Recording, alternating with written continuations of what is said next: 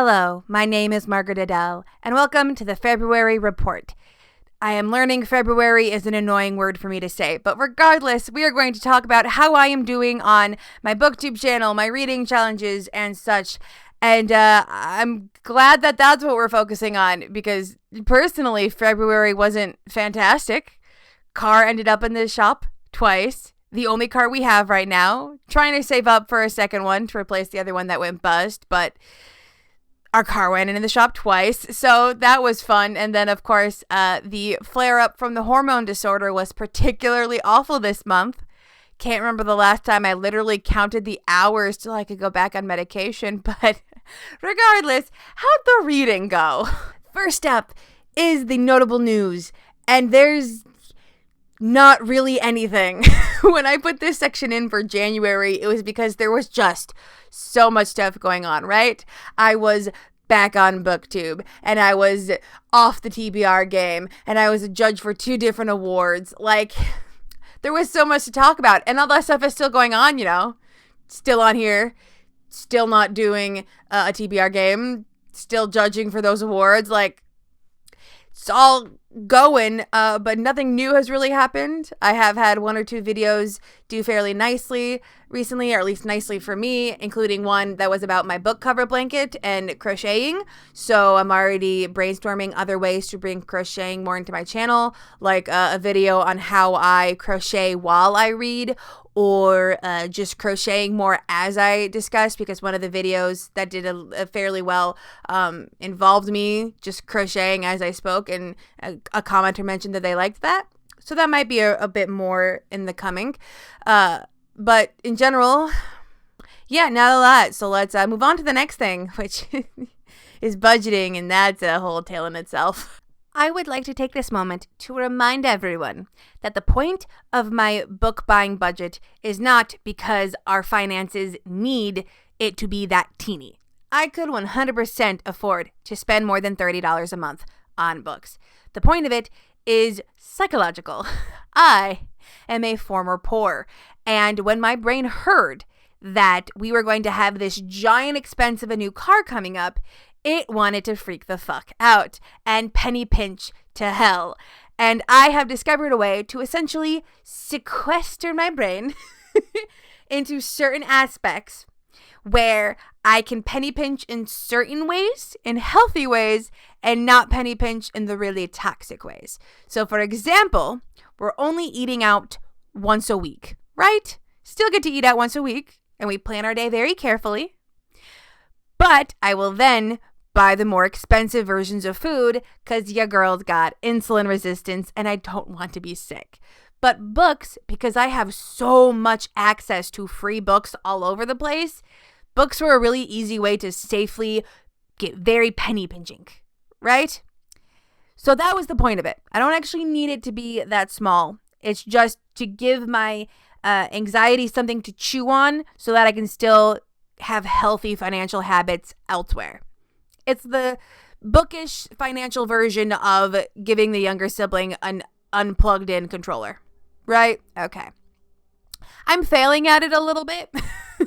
I discovered halfway through the month that I haven't been including tax in my running spreadsheet for it, because not every place I get books from includes tax. Certain secondhand stores won't worry about it if you pay in cash, right? And so haven't been worrying about it, and I'm going to continue to not worry about it. Because again, this is about keeping my brain as chill as possible, and if my brain hadn't been worried about tax before, I'm just going to keep studiously ignoring that final number on the payment page. Nope, we're just going to focus on the number on the original listing and make it work. But even doing that, I still went over. I spent $33.18 in the month of February, and it was because of thrift books. I went to buy a new thrift books cart. I had it all loaded up, and then I realized that I was like less than 50 cents short of getting free shipping. And I am buying books cheap enough on a thrift book, because I'm buying all like out of print mass market paperbacks, that it would basically cost me a whole other book spent on shipping. So I was like, well, obviously that's pointless. Let's just get another book. If I'm going to be spending that money anyway, it might as well be on a book. So it pushed me just that little bit over the edge. But that's fine. I did still have a little bit of leeway from January because I hadn't actually hit 30 in January. But even then, for the total of the year so far, I have spent $61.13. Now, $1.13. That's whatever, right? I'm still doing a no buy challenge in March. Not because I have to. Again, this is just assuaging my anxiety because we did have the cargo in the shop twice. And this is a very easy way for me to penny pinch in a safe way.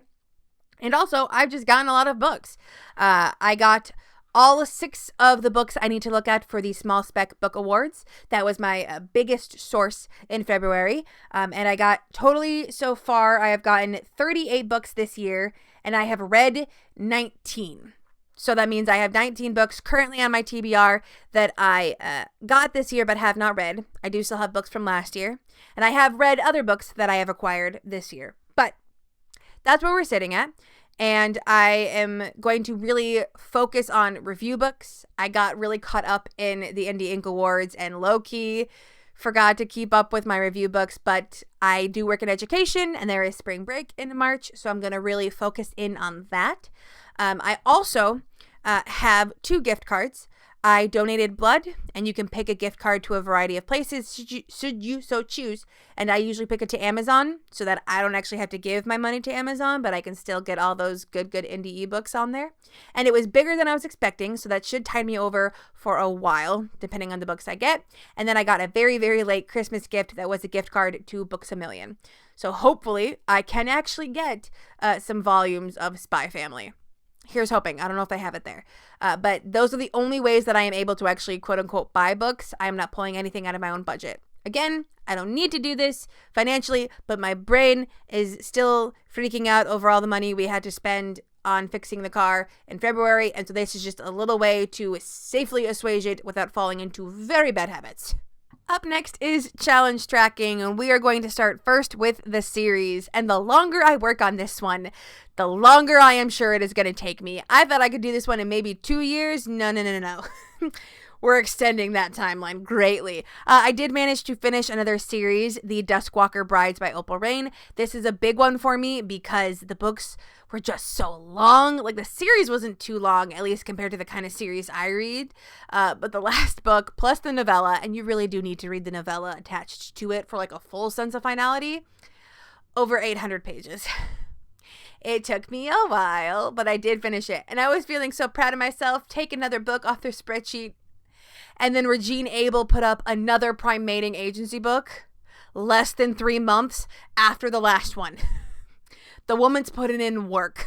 And I was like, fuck, I am racing these indie authors at this point.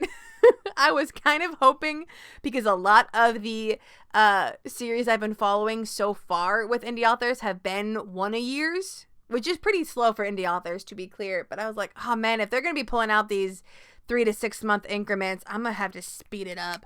I am working my way through a lot of the longer series as well. I don't just want to be like finishing off the series where I only have 1 or 2 books left, because I don't want to feel burned out where it's like, okay, I finished all the series where I only had 1 or 2 books left, and now I have all these series where it's like 6, 7, 8, 9, 10 books left. Why do I love long series so much? And now I have the distinct urge to start the Redwall series. Another gigantic series. Why do I do this to myself? Regardless, for the numbers, I am currently working on 20 series total. 16 of those I am not currently up to date, meaning I have not read the latest installment, and that means I have a total of 74 books left. Okay? 16 series that I am not up to date on, 74 books left. That is the giant series that I love. This is going to be a while, but you know what? I love a good challenge. Up next is the NetGalley ratio. Not a very big one to talk about. It's currently sitting at 71 books. 71%. I am currently doing a 1 in, 1 out method where I will accept 1 book out, do the review, turn it in, and then go for the next one. Is it very slow because I have to wait to see whether or not I get that book? Yes. But NetGalley just isn't a very big source for me right now, not with all of the other books I have and awards and review requests. I just want to get the number high. That's really all I'm here for. And now it's time for the more general reading challenge tracking.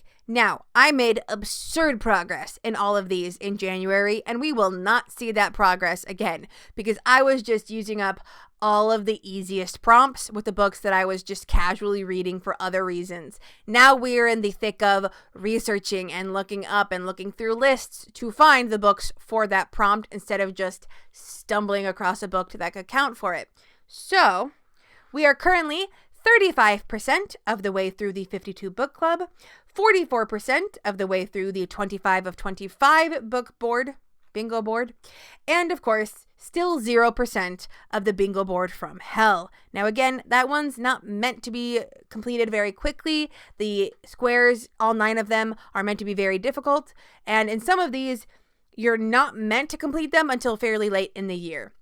For example, the 52 Book Club has a prompt where you need to read a book in a month that ends with BER, which means the earliest you could win that one is September. And the bingo board from hell has a prompt about reading 60% of the books you bought over the course of the year, which means you literally have to get to the end of the year and see whether or not you did that. So they're not meant to be solved or completed very quickly. But I do still feel the urge to race through them. Again, we're trying to practice restraint. We're trying to practice being chill. Trying. But anyway, I am very proud of my progress so far. There is a part of me wondering what am I supposed to do if I finish all of these challenges really early? But we won't think like that.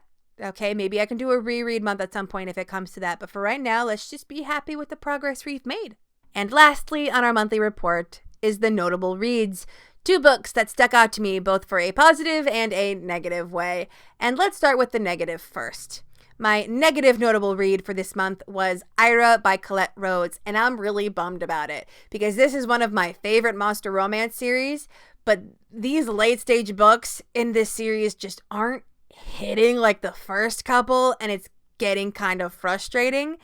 This one is very similar to the one previous to it because, like that one, the relationship was growing over the course of the rest of the plot. So we once again had to have a montage-style run-through of the plot so far, making it feel, again, more like a montage than its own book. But what really annoyed me was the paper-thin plot contrivances. The reason that the character had to go run back into the human realm with no backup but the shade that is in a non-corporeal form there, it was so stupid. You could see the author trying to work out a reason why she had to go back by herself for the danger of it when there was clearly other people that could have helped her. You could see the gears working, and that's never a great thing. And then the conflict that came after was again so paper thin and so much you just need there to be a conflict that it almost made a previously lovable character look like a dick just for the sake of being a dick because we needed the king to be an asshole and cause this conflict that didn't really need to exist. I was so frustrated. I'm always thinking to myself, is she running out of ideas? It was always meant to be 7 books because it was meant to be the 7 deadly sins. But some of these books, the way the sins actually connect to the story is flimsy at best, but I still want to finish. I've got 1 book left, and it's the couple that I've really been looking forward to, so I'm gonna keep pushing through. I just hope it's much better than this one, because this one was just meh. And our notable read in a positive way is, of course, Oak King, Holly King by Sebastian Nothwell. If you watched my reading vlog for the Indie Ink Awards, the second one, you will have already seen me gushing about this book, but I loved it. I listened to the audiobook by Gary Furlong, and that man is damn good at his job. I do believe that, Achillean fantasy romances are his wheelhouse, and you can tell. But this is all about a fae dude who wins a tournament and ends up being crowned the Oak King, except that's bad because Oak King gets ritually sacrificed at one point to help the changing of the seasons. He does a little scrying magic to find the solution to his problem and stumbles across this clerk in Victorian London, a human dude named Ren, and Ren has no idea how he's actually supposed to help Shrike get out of this ritualistic sacrifice. He got no clue. And I loved this. It was so cute. We got a surprise trans side character, which I always love. And Gary Furlong is just so good. The amount of emotion he can put in these characters' voices and the amount of gravitas he can give sex scenes is great. Because I usually hate listening to sex scenes in audiobooks because it makes me uncomfortable and I spend way too long thinking about what the narrator is thinking as they read it. So it was miraculous that I did not mind that this much. And I, again, was gushing most of the time. I don't know if this is one of those cases where the audiobook is what sells it. You know, I don't know how much I would have felt necessarily if I had just done the text. Although I will say that shortly after I finished this book, I realized that there was a sequel short story collection following different characters from the book after it was done, and I did buy it off Itch.io, which I will be doing an Itch.io taste test. I'm on the last book for it. Here's hoping it can come out sometime in early March. But I loved that too. And I was already rereading parts of that. So I just might love this author, I think, which is great because, again, he's put all of his work on Itch.io, so I can get it without feeling gross for having to pay money to the Zun. I'm loving it. It was great. And yes, again, you can go watch that lovely reading vlog to see me just go crazy for it all over again. So that is it. That was my February. Not great personally, but pretty decent for the amount of books I read. I didn't read nearly as much as January. I read 18 in January and 11 in February, but still 29 books for the year. That's pretty damn good. Coming up to March, again, we're doing a no-buy challenge to help assuage my brain and also to force me to focus on the review books and the small spec book awards that need my attention. I am brimming with ideas of future videos and I'm already working on several of them and I'm really excited for them. So stay tuned if you want to see them. Maybe subscribe. And with nothing else to say, I hope you have a wonderful day and a marvelous tomorrow.